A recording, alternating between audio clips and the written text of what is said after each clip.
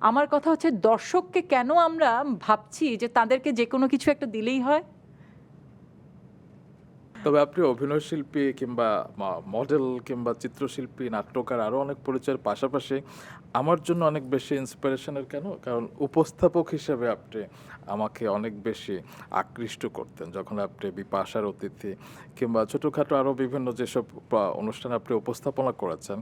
কিছুদিন আগে আমি নিমকোতে ক্লাস নিতে গিয়েছিলাম এবং সেখানে আমি সবাইকে জিজ্ঞেস করেছি যে, "আপনাদের প্রিয় উপস্থাপক কে?"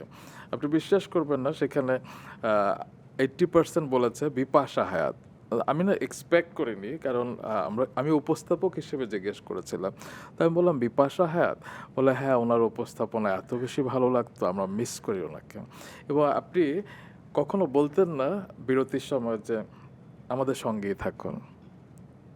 দারুণ কিন্তু। সেটির কারণটা তুমি বলো, তোমাকে সেদিন বলছিলাম আমি না, তোমাকে। আপনি বলেন। আমি ভুলে গেছি।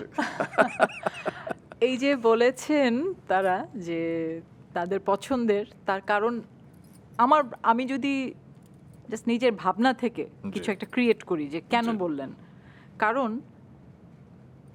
আমি যে ওখানে বসতাম, আমি যা জানি না আমি সেটি জিজ্ঞেস করতাম তাদেরকে। উপস্থাপক সব জানেন, তাহলে তিনি কি আর জিজ্ঞেস করবেন? তো সেটাই। আমি আসলেই জানি না, এবং আমার মনে হয়েছে সেটি আমি জানাতে চাই দর্শককে, কারণ এই মানুষগুলোর ভেতরে খনি আছে, খনি আছে। সেই খনির থেকে যদি আমরা ছিটে ফোঁটাও যদি সমাজে দিতে পারি, সেটি আমার উদ্দেশ্য ছিল। এবং আমি খুবই আনন্দিত যে দর্শক সেটি বুঝতে পেরেছেন। তারা কিন্তু আমার জন্য আমাকে ভালোবাসেননি, তারা ভালোবেসেছেন সেই মেসেজগুলোর জন্য, যে মেসেজগুলো তারা পেয়েছেন সেই অতিথিদের কাছ থেকে। বিপাশা আপু সব ঠিক আছে। একটু বিনয়টা একটু কম করলে বোধহয় ভালো হয়। না, এখন তোমাকে আমি বলতে পারি একটি বিষয়, জি, যে এই যে অনুষ্ঠানটি হুট করে বন্ধ করে দিতে হয়েছিল আমাকে, কারণ এর টোটাল রিসার্চ আমি করতাম, আচ্ছা।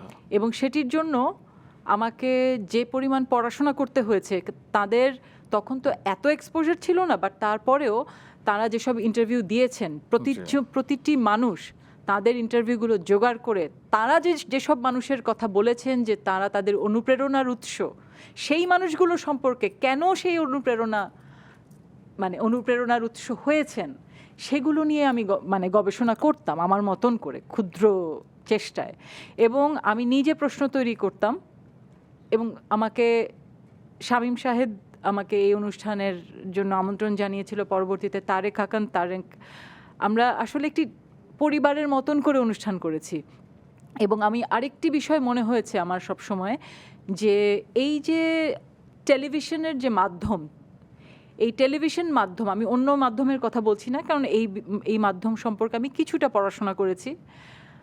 এই মাধ্যমটি ভীষণ রকম শক্তিশালী মাধ্যম, কারণ এটি তোমার ঘরের ভেতরে থাকে এবং তোমরা সবাই একসাথে তোমরা দেখো, বা আমরা, আমার বাবা মা সন্তান সবাই যে কোনো সময় এর সামনে দিয়ে যাচ্ছে, আসছে, শুনছে, এর যে কি পরিমাণ শক্তি।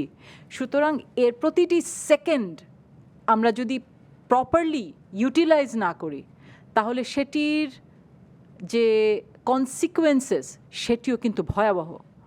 সুতরাং তুমি যদি খেয়াল করে দেখো যে অনুষ্ঠান শেষের পরে প্রতিটিতে রিলেটেড একজন শিল্পীর সম্পর্কে কিছু বর্ণনা থাকতো, যে শেষ পর্যন্ত তিনি দর্শক কিছু পাবেন। আমার কথা হচ্ছে দর্শককে কেন আমরা ভাবছি যে তাদেরকে যে কোনো কিছু একটা দিলেই হয়। দর্শকের প্রতি আমাদের যে দায়বদ্ধতা, সেখানে আমাদের এই দায়বদ্ধতাকে আমাদের গুরুত্ব দিতে হবে। যদি সেটি আমি না দিয়ে থাকি, তাহলে সেই পাপ আমার, সেটির জন্য আমাকে জবাবদিহি করতে হবে কোনো না কোনোভাবে। আপা আমাকে কিছু টিপস দেন না হোস্ট হিসেবে। দর্শককে ভালোবাসো। আমি বাসি। দর্শক দর্শক যেন আমাদের কাছ থেকে কিছু পায়, ভালোবাসা তারা দেবে, কিন্তু আমরা শুধু ভালোবাসা নয়, আমাদেরকে আরো অনেক বড় কিছু দিতে হবে দর্শককে।